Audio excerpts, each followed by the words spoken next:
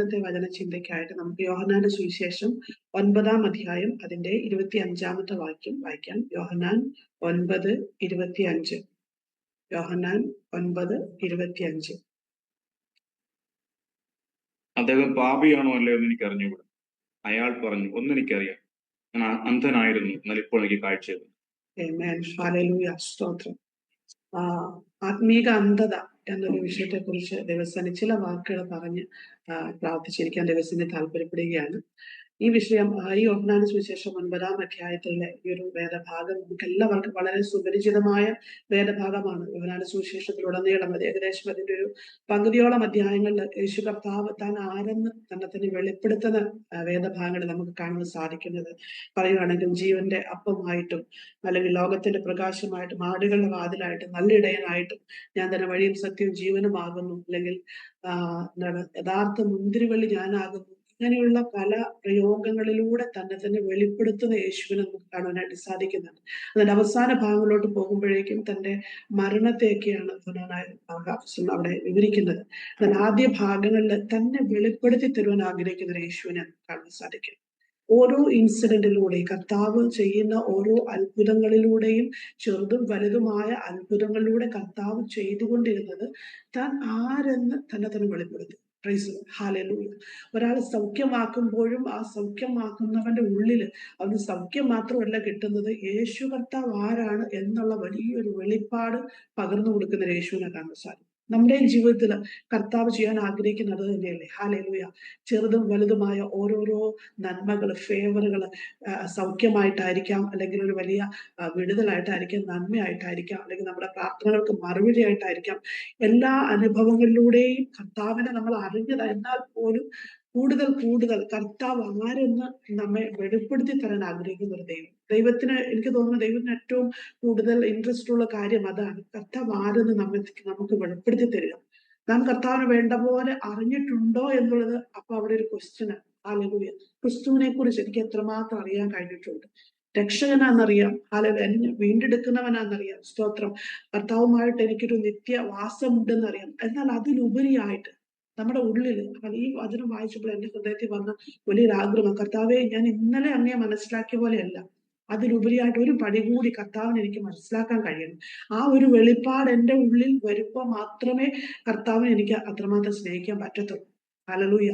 അല്ലെങ്കിൽ മറ്റുള്ളവർ വിടുതല, മറ്റൊരാള് കർത്താവ് അന്ധനെ സൗഖ്യമാക്കിയെന്നോ അല്ലെങ്കിൽ ഒരു മരിച്ചൊരു ഉയർപ്പിച്ചെന്നൊക്കെ പറയുമ്പോൾ ഓക്കെ, അതൊക്കെ നമുക്ക് കേൾക്കാൻ ഇഷ്ടം. പക്ഷെ വ്യക്തിപരമായ ജീവിതത്തിൽ ആ ദൈവിക എക്സ്പീരിയൻസ് നാം എത്രത്തോളം നാം അനുഭവിക്കുന്നുവോ അത്രത്തോളം കർത്താവിനെ സ്നേഹിക്കാൻ നമുക്ക് കഴിയും. കർത്താവ് പറയുന്നുണ്ട് പാപിനിയായ സ്ത്രീയെ കുറിച്ച്, ഹല്ലേലൂയ, എത്രത്തോളം അവൾ മോചിക്കപ്പെടുന്നു അവർ അത്രത്തോളം കർത്താവിനെ സ്നേഹിക്കും. ഹല്ലേലൂയ, സ്തോത്രം.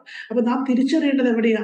നമ്മൾ എപ്പോഴും വി ആർ ഓൾ റൈറ്റ് എന്ന് പറയുന്ന ഒരു ചിന്താഗതിയാണ് പൊതുവെ നമുക്ക് എല്ലാവർക്കും ഉള്ളത്. നമ്മുടെ കുറവുകൾ അല്ലെങ്കിൽ നമ്മുടെ ബലഹീനത പലപ്പോഴും നമുക്ക് കാണാൻ സാധിക്കത്തില്ല. എന്നാ പരിശുദ്ധ ആത്മാവ് അത് നമുക്ക് വെളിപ്പെടുത്തി തരുമ്പോൾ മാത്രമേ കർത്താവെ ഞാൻ ഇത്രേ ഉള്ളല്ലോ, അപ്പൊ ഞാൻ ഇതാണല്ലോ കർത്താവെ എന്നുള്ള ഒരു ആത്മീക അന്ധത മാറി, സ്തോത്രം, നമ്മുടെ കണ്ണ് തുറക്കപ്പെടുത്തും. ഇവിടെ പിറവിയിലെ കുരുടനെ കുറിച്ച് പറയുമ്പോൾ അവൻ ജന്മനാ അന്ധനായിരുന്നു, സ്തോത്രം. ഹല്ലേലൂയ. എന്നാൽ നോക്കിക്ക് യേശുവുമായിട്ടൊരു എൻകൗണ്ടറിലോട്ട് അവന്റെ ജീവിതം കടന്നു പോവുക, സ്തോത്രം. യേശുവിനെ കണ്ടുമുട്ടി അവന്റെ ജീവിതം മാറി, സ്തോത്രം. ഒരു കാര്യം നാം ചിന്തിക്കണം ദൈവമക്കൾ, യഥാർത്ഥമായി നാം യേശുവിനെ നമ്മുടെ ജീവിതത്തിൽ കണ്ടുമുട്ടിയിട്ടുണ്ടെങ്കിൽ നമ്മുടെ ലൈഫ് മാറും. Praise God. ഹല്ലേലൂയ. നമ്മുടെ സിറ്റുവേഷൻസ് മാറും, നമ്മുടെ ആത്മീക അന്ധതകൾ മാറും, സ്തോത്രം. നമ്മുടെ ഫിസിക്കൽ ഹല്ലേലൂയ ബലഹീനതകൾ മാറും, സ്തോത്രം. നമ്മുടെ ജീവിതത്തിൽ അടയപ്പെട്ട വാതിലുകൾ കർത്താവ് നമുക്കുള്ളിൽ തുറന്നു തരും. നമ്മുടെ ജീവിതത്തിൽ നമ്മൾക്ക് സാധിക്കില്ല എന്ന് പറയുന്ന മണ്ഡലങ്ങളിലെല്ലാം ദൈവത്തിന്റെ പ്രവൃത്തി വെളിപ്പെടും. ഹല്ലേലൂയ, സ്തോത്രം. കണ്ടുമുട്ടി, സ്തോത്രം. കർത്താവ് അവനെ കണ്ടുമുട്ടിയ ഉടനെ കർത്താവ് ഒന്നും പറയുന്നില്ല, പക്ഷെ അവിടെ ശിഷ്യന്മാര് പെട്ടെന്നൊരു ചോദ്യം കർത്താവിനോട് ചോദിക്കുന്നുണ്ട്. സ്തോത്രനെ ചിന്തിപ്പിച്ചൊരു കാര്യമാണ്. ശിഷ്യന്മാര് കർത്താവിനോട് ചോദിക്കുക, 2-ാമത്തെ വാക്യം 9-ാമത്തെ 2, റബ്ബി, ഇവൻ കുരുടനായി പിറക്കത്തക്കവണ്ണം ആർ പാപം ചെയ്തു, ഇവനോ ഇവന്റെ അമ്മയപ്പന്മാരോ എന്ന്.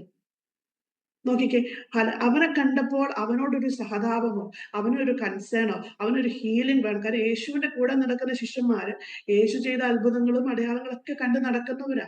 പക്ഷെ ഇവനെയും യേശു സൗഖ്യമാക്കട്ടെ, അല്ലെങ്കിൽ അവനോട് ആ സുവാർത്ത ഒന്ന് പറയാനുള്ള ഒരു വ്യഗ്രതയ്ക്ക് പകരം ഇവൻ എന്തുകൊണ്ട് ഇത് വന്നു, ഇവൻ ഈ അവസ്ഥ എന്തുകൊണ്ട് വന്നു, പ്രൈസ് ദി ലോർഡ്. ഹല്ലേലൂയ. ഞാൻ പറഞ്ഞു വന്നത് യേശുവിന്റെ ശിഷ്യന്മാരെന്ന് പറയുമ്പോൾ ശരിക്കും നമ്മുടെ ഒരു സമൂഹത്തിന്റെ ഒരു പെർസ്പെക്റ്റീവാണ് കാണിക്കുന്നത്. സ്തോത്രം. അത് നമുക്കൊരു പ്രയാസം വരുമ്പോഴേക്കും അല്ല ഒരു പ്രതികൂലം വരുമ്പോഴേക്കും അതിന്റെ പിന്നിൽ വന്നിട്ട് എന്തുകൊണ്ട് ഇവനിത് സംഭവിച്ചു, ഇവൻ ചെയ്ത പാപം വല്ലതുമാണോ, അല്ലെങ്കിൽ എന്റെ അപ്പനും അമ്മയും അല്ലെങ്കിൽ പാരമ്പര്യമായിട്ടുള്ളത് അങ്ങനെയൊക്കെയാണോ, അങ്ങനെ ചിന്തിക്കുന്നത് എപ്പോഴും ഒരു ഹ്യൂമൻ പെർസ്പെക്റ്റീവ് ആണ്. സ്തോത്രം. പക്ഷെ ദൈവത്തിന്റെ പെർസ്പെക്റ്റീവ്, കർത്താവിന്റെ ചിന്താഗതി അല്ലെങ്കിൽ ഒരു വീക്ഷണഗതി എന്ന് പറഞ്ഞാൽ അങ്ങനെ ആയിരുന്നില്ല. സ്തോത്രം.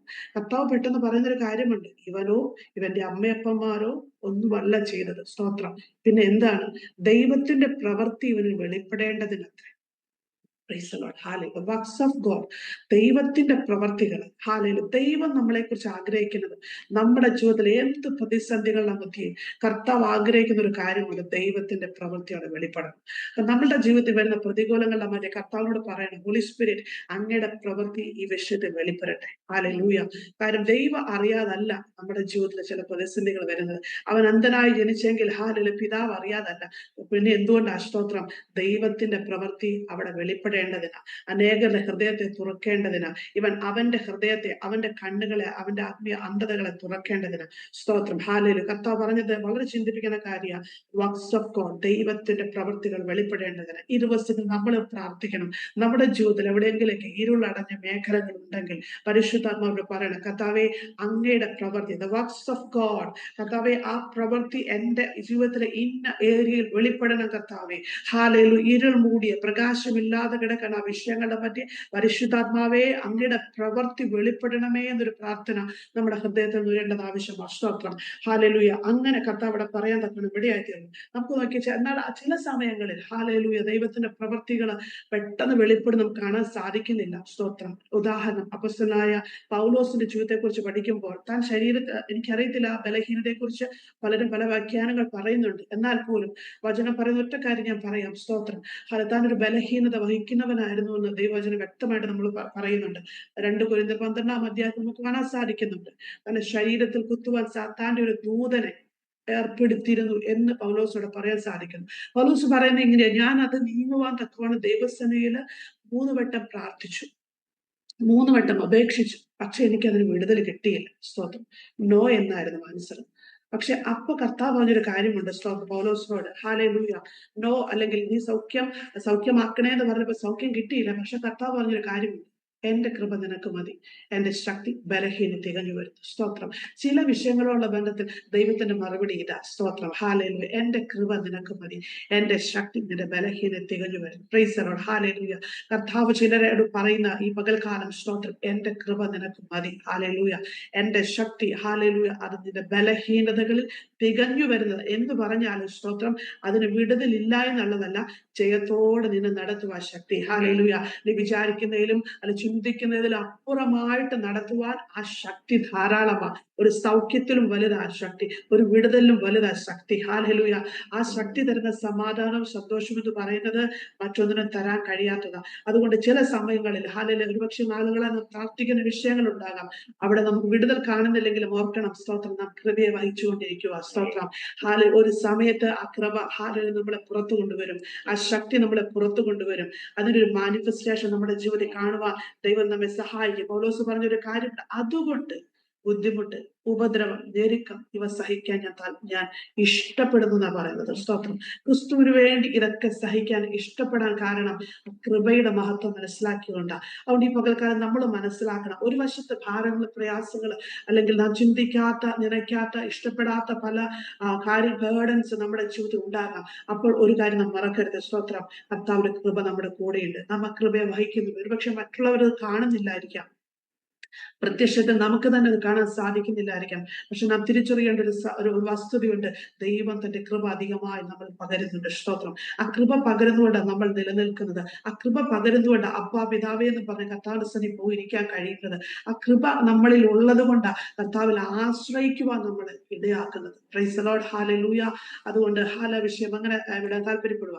എന്നാ നോക്കിക്കേ, ഈ ശിഷ്യനെ കർത്താവ് സൗഖ്യമാക്കി എന്ന പ്രശ്നം അവിടെ കൊണ്ട് തീരുന്നില്ല. സ്തോത്രം. അപ്പോഴേക്കും പരീശന്മാരും യഹൂദ പ്രമാണികളും എല്ലാം കൂടി ഇളകാൻ തുടങ്ങി. കാരണം സൗഖ്യമാക്കിയത് ഒരു ശബ്ബത്ത് നാളിലായിരുന്നു. സ്തോത്രം. അതുകൊണ്ട് തന്നെ അല്ല അവരെല്ലാവരും യേശുവിനെതിരെ തിരിയാൻ തക്കവണ്ണം ഇടയായിത്തീർന്നു. നോക്കിക്കേ, അവർ വന്നിട്ട് ആ മനുഷ്യനെ ക്വസ്റ്റ്യൻ ചെയ്തു, അവന്റെ പാരന്റ്സിനെ വിളിച്ച് അവരെയും ക്വസ്റ്റ്യൻ ചെയ്തു. ഹല്ലേലൂയ. അപ്പൊ പാരന്റ്സ്, സത്യത്തിൽ പാരന്റ്സ് പോലും അവർ പേടിച്ചിട്ട്, യഹൂദപ്രമാണികളെ പേടിച്ചിട്ട്, "ഇനി ഞങ്ങൾ ഉപദ്രവിക്കുമോ എന്നെല്ലാം പേടിച്ചിട്ട് പറഞ്ഞു, നിങ്ങൾ അവനോട് ചോദിച്ചു നോക്ക്, അവന് പ്രായമായല്ലോ, അവൻ എങ്ങനെയാ സൗഖ്യമെന്ന് ചോദിച്ചു നോക്കുന്നൊക്കെ പറഞ്ഞ് പാരന്റ്സ് കൈയൊഴിഞ്ഞു. സ്തോത്രം.